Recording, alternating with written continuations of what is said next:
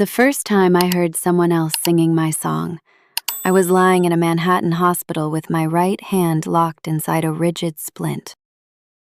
The surgeon had been kind, which somehow made the words worse. "You'll regain normal use," he had told me. "But concert-level playing is different. Speed, strength, independent finger control. I can't promise you that yet." I had spent 20 years training my hands to do things most people never ask of theirs. Now, I couldn't even bend my index finger. Then, the nurse walked in and placed a lab report on my bedside table. I was 7 weeks pregnant. I was still staring at the paper, wondering how I was going to tell my fiancé, when my phone automatically began playing a new release. The first 3 notes froze the blood in my veins. Not because the melody sounded familiar, because it was mine. I had spent 2 years writing it for my mother while she was dying of cancer. I called it For Margaret.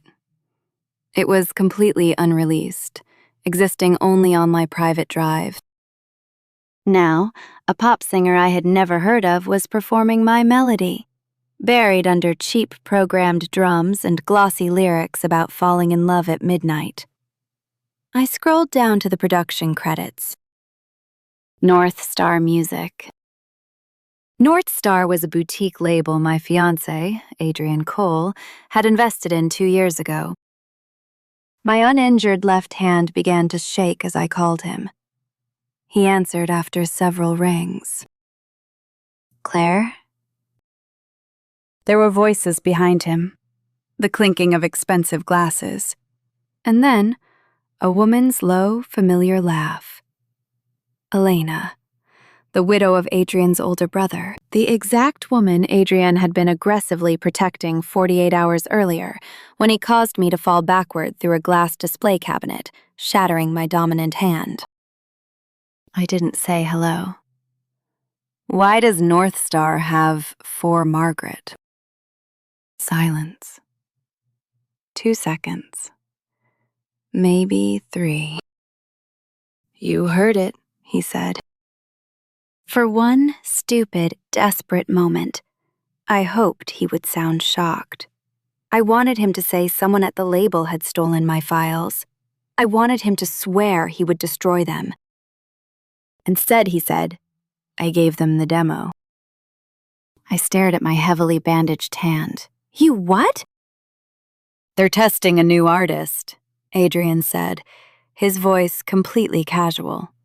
"The producer needed a lead track, and your melody was already strong. Nothing is final. We can still work out credits, top royalty splits." "You let them take my composition?" My voice cracked. "Adrian, you know exactly who I wrote that for." "I'm not denying it means something to you," he sighed, his tone cooling into the one he always used when I wasn't behaving the way he wanted.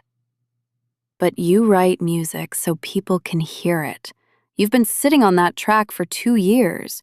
Don't make it sound like I stole from you." "I don't want the top royalty split. I wanted you to never touch it in the first place." He was quiet for a long time. I could hear someone set a glass down near him. Then, he said the sentence that would echo in my nightmares for months. "Claire, you can always write another one." I looked at my ruined right hand. The surgeon had just told me I might never return to the piano. The man responsible for breaking my hand was now telling me I could simply write another song for my dead mother. Something inside my chest went completely, permanently still. "Okay," I whispered. "What?" "Nothing." I ended the call. I didn't cry. I didn't scream. I pressed the nurse call button and asked for a piece of paper and a pen. I couldn't write with my right hand, so I gripped the pen awkwardly with my left. The letters looked like a child had drawn them. I wrote exactly 3 things. 1. IP attorney. 2. Maya, business partner. 3. Wedding planner. That was the exact moment I stopped asking myself whether Adrien still loved me. I started asking a much more useful question. How do I leave him without letting him take anything else? 48 hours before my hand was shattered, I still believed Adrien and I were just dealing with an ugly misunderstanding. The problem was Elena. After her husband, Adrien's older brother, died in a car accident, Elena's grief became the reason every boundary in our lives had to move. If she needed Adrien, plans changed. His first goal was always to make her feel safe, never to find out what was actually true. 6 months ago, she asked me for piano lessons. She was preparing for a prestigious adult performance audition. During the final week, she practiced in my studio almost every day, with Adrien hovering nearby.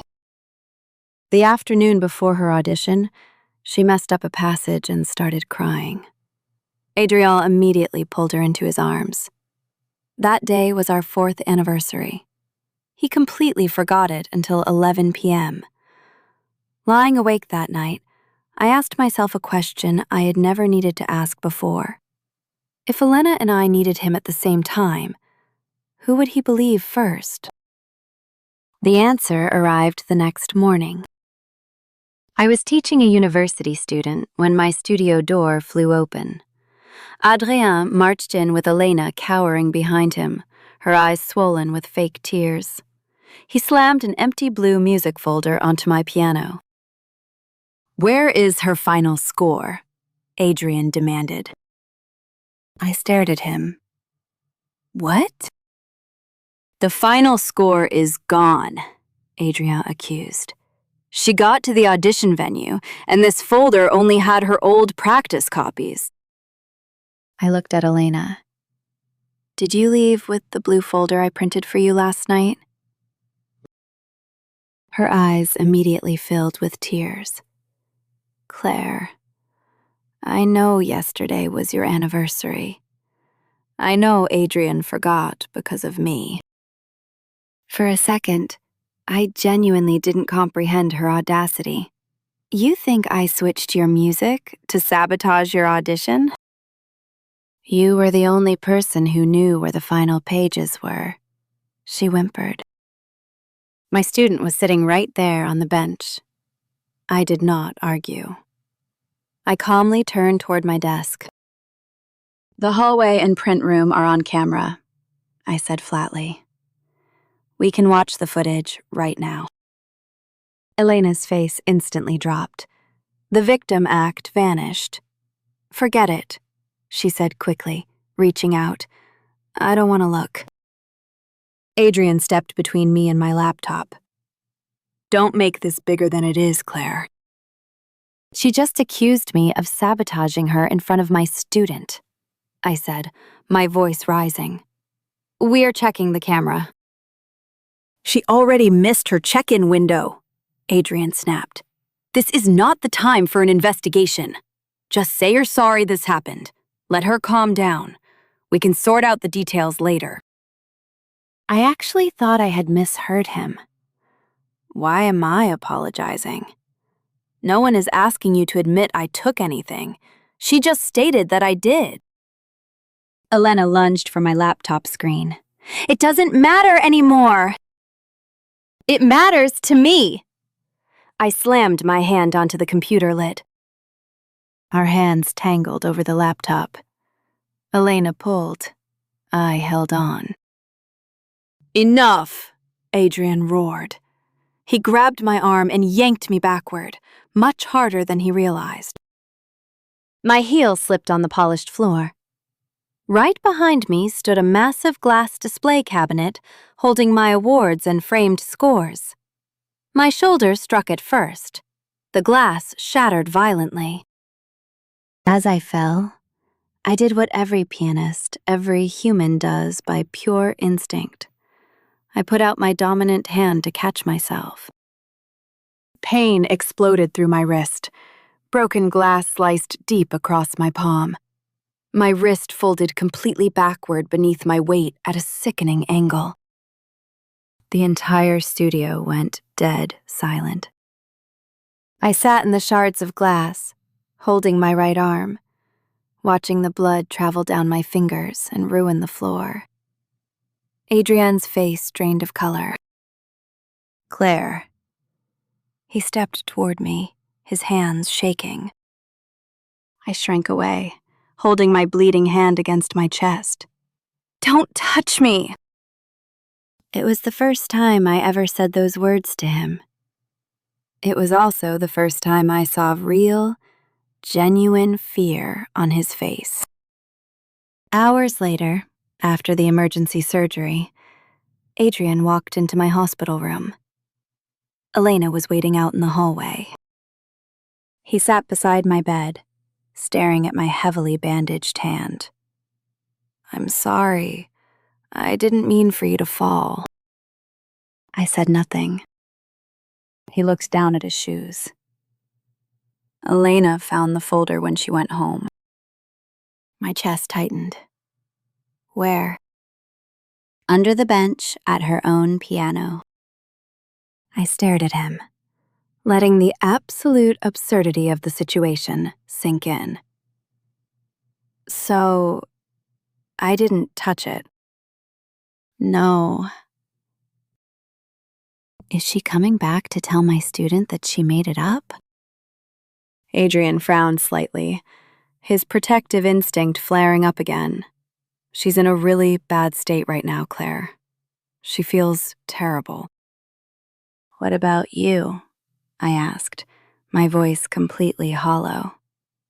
"Are you going to tell them you decided she must be the victim before you checked a single piece of evidence?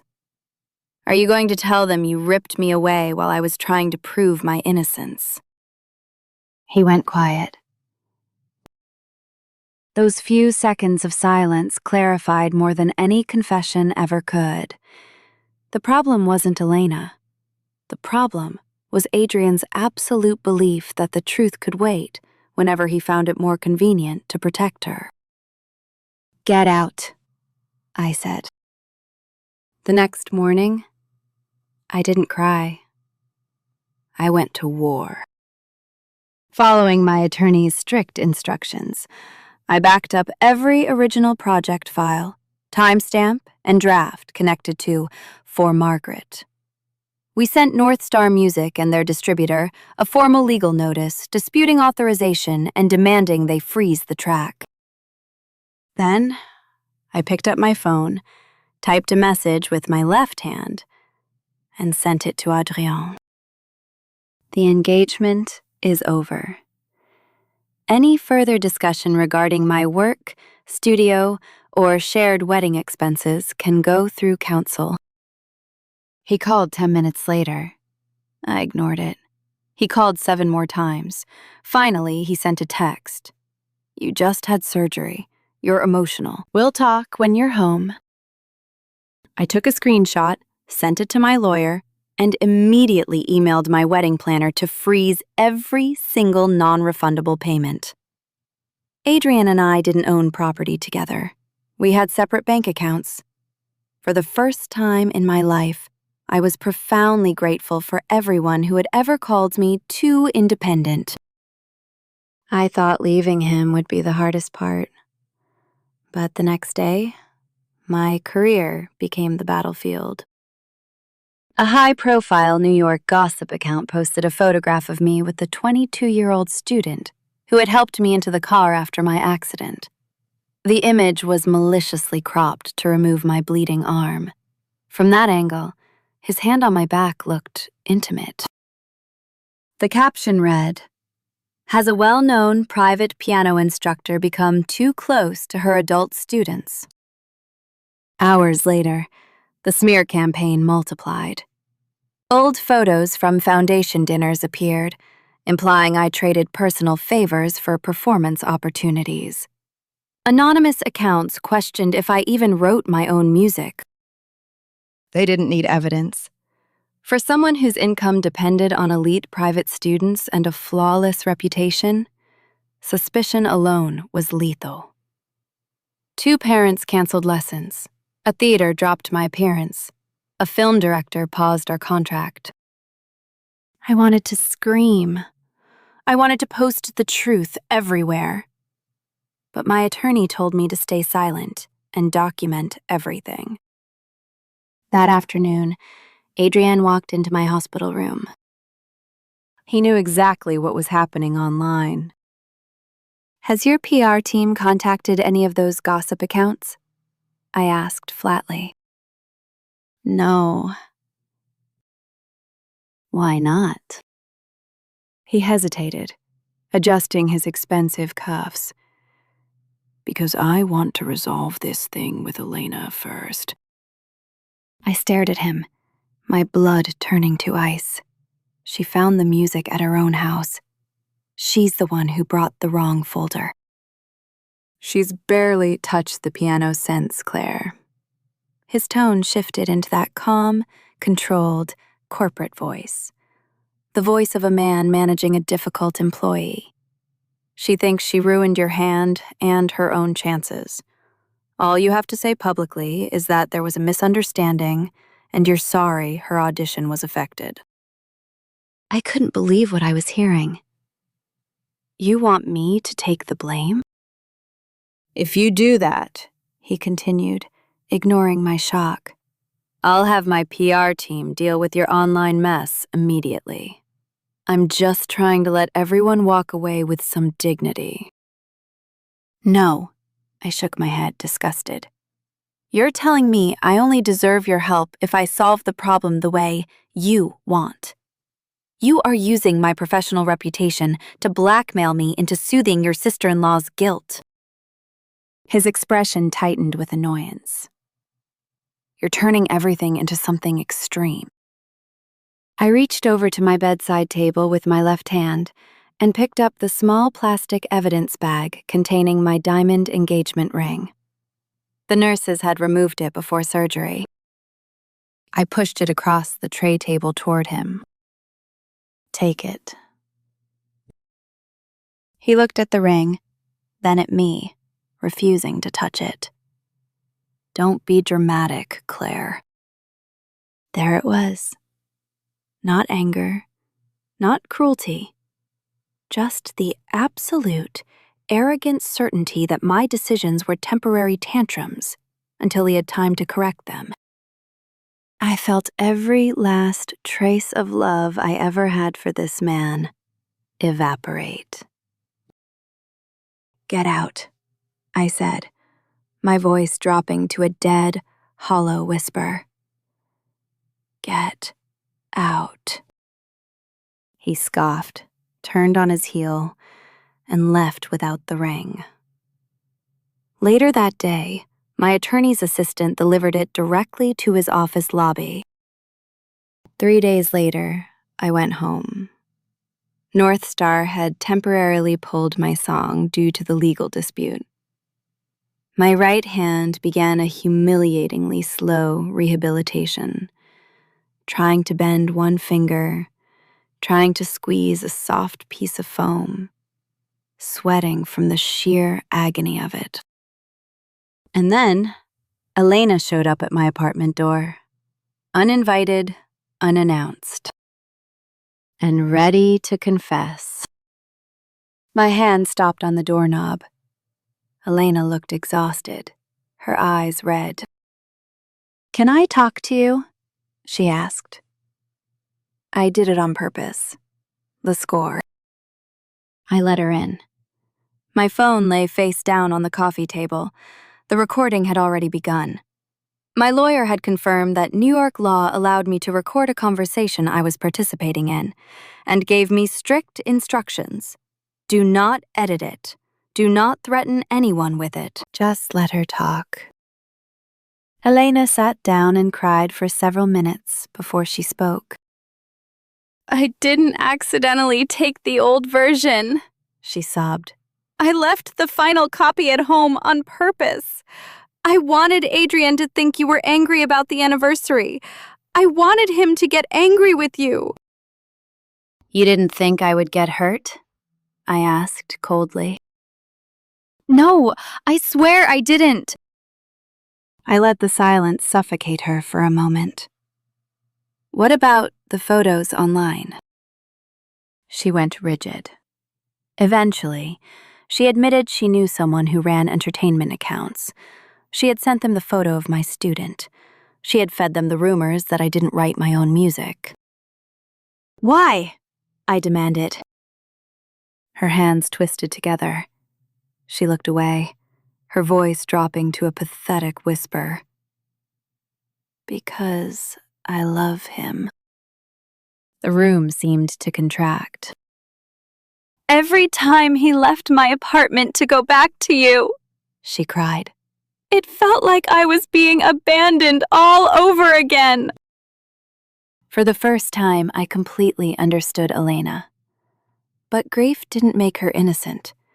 It just explained why she chose to destroy another woman's life to feel less alone. What do you want from me? I asked. Leave Adrian, she pleaded. I almost laughed. We're not engaged anymore. I ended it. You don't need to manufacture another crisis. Relief flashed across her face, but I wasn't done. But you are going to do 3 things, I said, my voice leaving no room for negotiation. Send the foundation and my studio a written correction clearing my name. Withdraw the false information from those gossip accounts. And if you know anything about North Star stealing my music, you will tell the truth. You have 3 days. She nodded furiously and left. I sent the recording to my lawyer. She told me to wait. I waited. Elena never sent the corrections. Clearing my name meant admitting to the Cole family that she had manufactured the crisis herself. Fear won over remorse. 3 days later, she returned to my apartment. But this time, Adrian was with her. Adrian slammed his phone onto my coffee table. On the screen was a series of fabricated text messages that appeared to be between me and a gossip account. The fake version of me was offering money to expose Elena. One message read, "Everyone should know she fell in love with her dead husband's brother." I stared at it for 3 seconds. Fake. The account says you contacted them, Adrian barked. Then let our lawyers obtain the original device data and IP logs, I shot back. Elena started crying on cue. I'm sorry, Claire. I was scared.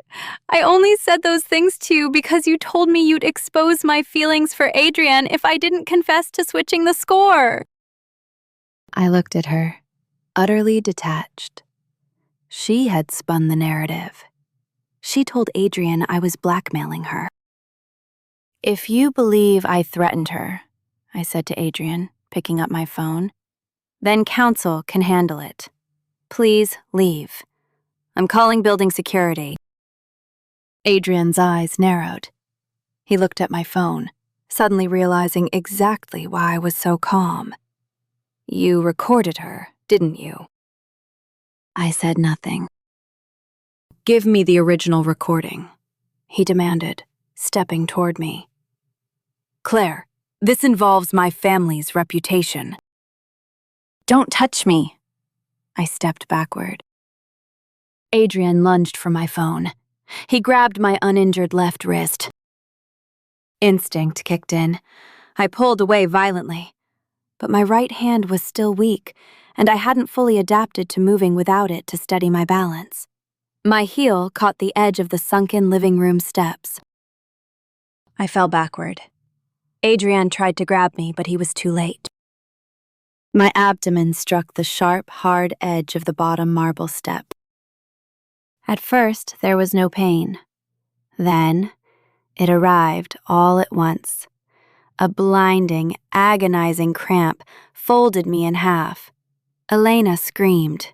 Adrian dropped to his knees beside me. "Claire!" he panicked, reaching for me.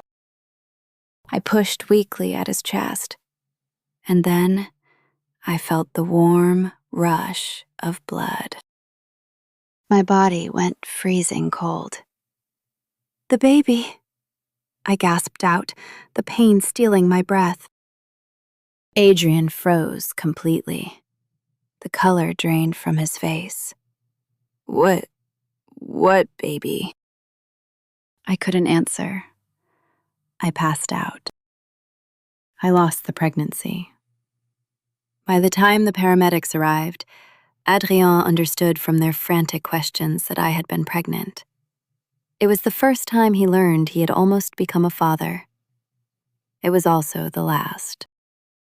When I woke up in the hospital and the doctor delivered the news, I didn't cry. I stared blankly at the ceiling and asked, "Did the fall damage my hand again?" "No obvious new structural injury," the doctor said softly. "Good," I nodded. The word sounded obscene. A life had just ended, and I was trying to comfort myself with the fact that at least my hand wasn't worse. That night, as I lay in the dark, someone I hadn't seen in years walked into my hospital room. Daniel Foster. We had grown up together before he moved to London to become a sound designer. He had texted me 2 weeks ago, but I hadn't answered. Now, he sat beside my hospital bed. "I went to your studio. Maya told me you were here again," he said quietly. He didn't ask why my life was a mess. He didn't tell me Adrian was a monster. He didn't tell me I should have seen it sooner. He simply stayed. The next morning, I looked at him. "Daniel, I want to leave New York for a while." "Where?" "I don't know." He thought for a moment. "London could be an option. I know a clinic there that specializes in severe performance injuries. I can send you names. I know a few rental agencies." I watched him carefully. "I don't want someone to save me." "I know," Daniel shrugged slightly. "That's why I didn't say I'd take you anywhere. I'm just telling you there's a door. You decide whether to open it." That sentence changed everything. Adrian always decided what the solution was and expected me to obey. Daniel just offered the keys and left the decision exactly where it belonged. With me. I chose London, but I did not disappear the next morning. I had work to do first. My attorney separated the war into 3 tracks: the copyright dispute, the defamation campaign, and the physical incidents. The studio cameras proved Adrian caused my first fall. Building smart lock records proved Elena and Adrian ambushed me before the second. But Elena's recorded confession was the ultimate weapon. My lawyer didn't release it to the internet. She sent it directly to the legal departments of the gossip accounts and to North Star Music. North Star panicked. They realized Adrian had never obtained written authorization from me. He had illegally licensed my composition. For Margaret was immediately ripped from every streaming platform, and settlement discussions began. I didn't post a tearful video. I didn't turn my miscarriage into content. My law firm issued one single, ice-cold statement. Matters concerning my copyrighted work, professional reputation, and related false statements are being handled through legal channels.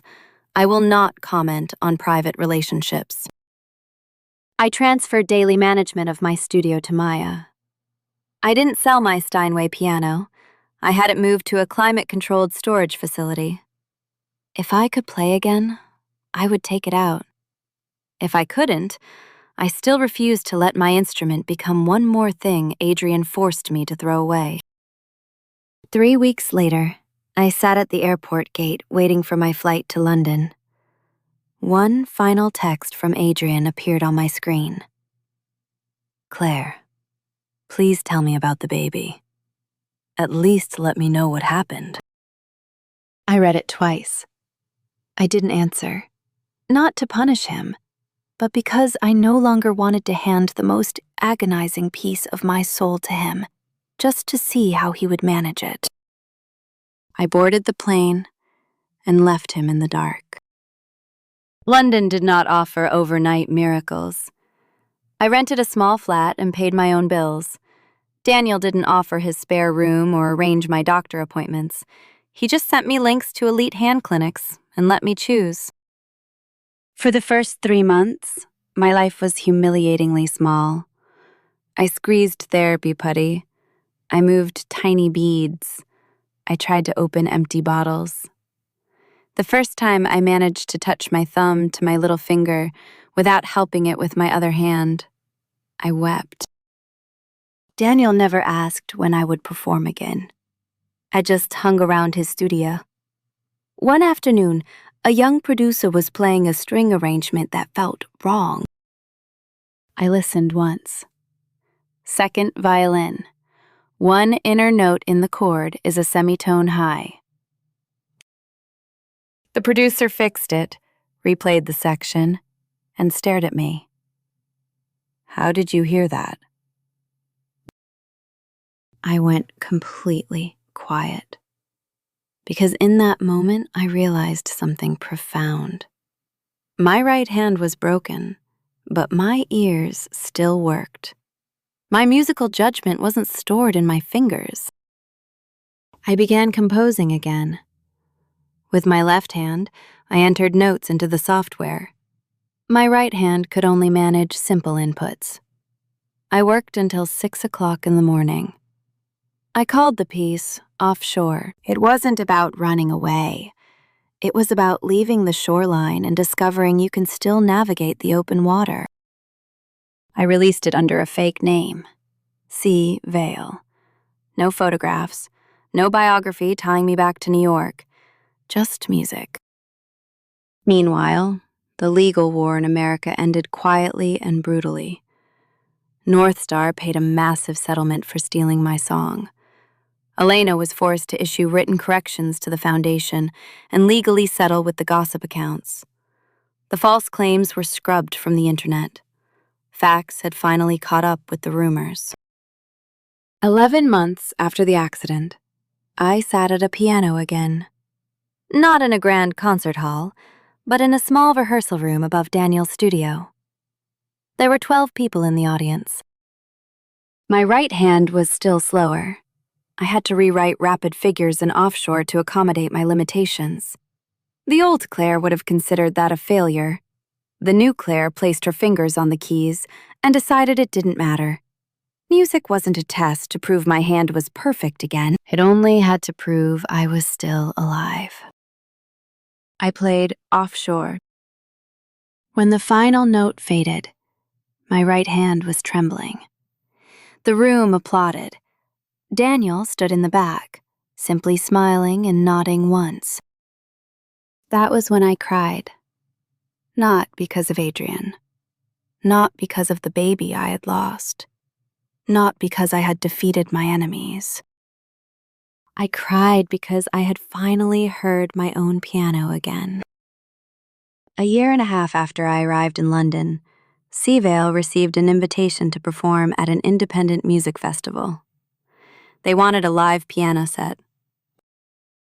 I accepted. But the harder decision was whether to reveal my true identity. My lawyer asked if I was ready for the old New York coverage to resurface. I took a night to think, and the next morning, I said yes. I was tired of hiding behind a fake name, as though I had done something wrong. When the festival announced the lineup, the news exploded. New York pianist Claire Bennett, absent for nearly 2 years, returns to the stage. This time, the search results weren't filled with malicious gossip. They included North Star's legal settlement and Elena's forced retractions. For once, the facts had finally destroyed the rumors. On the afternoon of the performance, I looked through a gap in the backstage curtain. Sitting in the 7th row, completely alone, was Adrian. He looked thinner, older. Daniel, who had slowly transitioned from my friend to my partner over the last year, stood beside me and followed my gaze. "Do you want me to have security remove him?" Daniel asked. No. I let the curtain fall closed. He bought a ticket. He can listen. I expected my heart to race when I walked out onto the stage. It didn't. I sat at the piano, and when my right hand touched the keys, I saw Adrian lower his head in the 7th row. He was weeping. I kept playing. My final piece was For Margaret, my mother's version. No cheap pop lyrics. I had rewritten parts of it during my recovery. The rhythm was unstable, like a hand learning control again. But it was breathtakingly real. When the final note disappeared, the audience erupted into a standing ovation. Adrian stood too, his eyes never leaving me. But I realized I no longer needed anything from his face. Not regret, not recognition. After the show, he found me anyway. "I need 5 minutes," he begged. We went to a nearby cafe. Adrian sat across from me, staring at his hands. "I heard Elena's recording," he said, his voice breaking. "I saw the studio footage. I know North Star wasn't her fault. That was mine. I gave them your song because I convinced myself I could fix it afterward. Pay you, credit you, make it good enough that you would understand." I nodded once, my face completely expressionless. "Because you thought I wouldn't leave." He looked down. "Yes. You thought Elena was fragile, so facts could wait," I said clinically. "You thought I loved you, so I could wait. You thought you had enough money and power to repair whatever happened after you forced everyone to calm down." "She lied to me, Claire!" "She did," I agreed. "But she didn't make you refuse to watch the camera footage. She didn't make you give away my dead mother's composition. She didn't make you hold my professional reputation hostage. Elena lied to you, Adrian. Every choice after that was yours."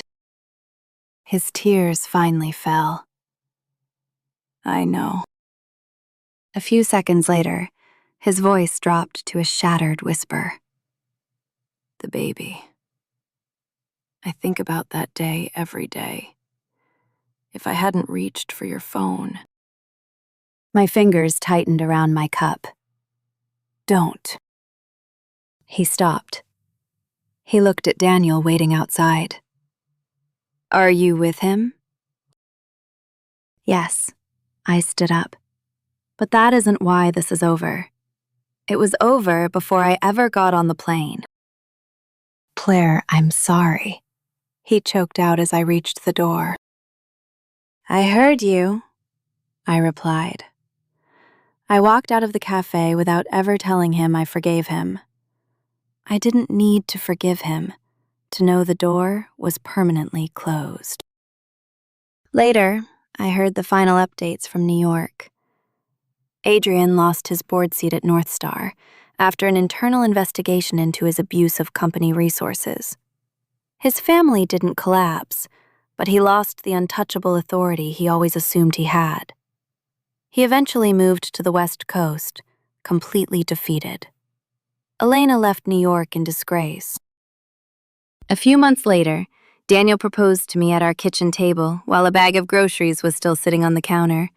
No grand, manipulative gestures, Just a man putting a ring box next to my laptop and asking if there was room in my life for him. I held out my right hand. The thick scar across my palm had faded to a pale line. Put it here. At our wedding, I played the piano. I remembered the broken woman in the Manhattan hospital who couldn't even bend her index finger. Back then, she thought she needed her old life returned exactly as it had been. She didn't. She just needed to know she would play again, write again, and stand on a stage under her own name again.